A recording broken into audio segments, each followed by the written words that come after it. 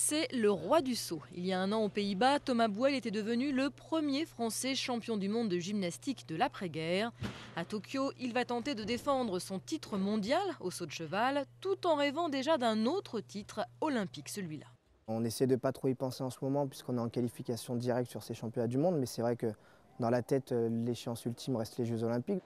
Et la qualification pour ces JO ne se joue pas à titre individuel. Il faut que l'équipe de France termine dans les 8 premières à Tokyo pour décrocher d'office son billet pour Londres.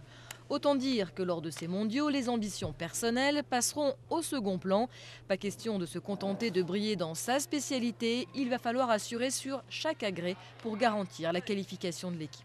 On a fait en sorte de composer une équipe très homogène, très stable pour essayer de rentrer dans ce top 8 qui nous permettrait d'être qualifiés directement aux Jeux Olympiques.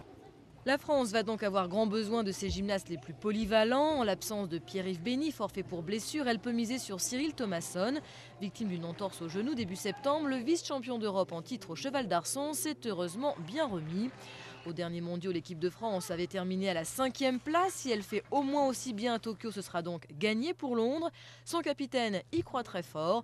À 32 ans, Yann Cucherat a déjà un palmarès bien rempli avec notamment 2 titres de champion d'Europe des barres parallèles. Mais il lui manque encore la reconnaissance olympique. Alors lui aussi est bien décidé à la jouer avant tout collectif en vue des JO. Il y a un bon groupe avec de belles individualités qui créent forcément un bon collectif.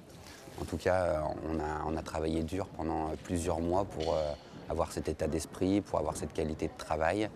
Si l'équipe de France ne se qualifie pas à Tokyo, elle devra encore travailler dur pendant 3 mois pour ne pas rater les épreuves pré-olympiques.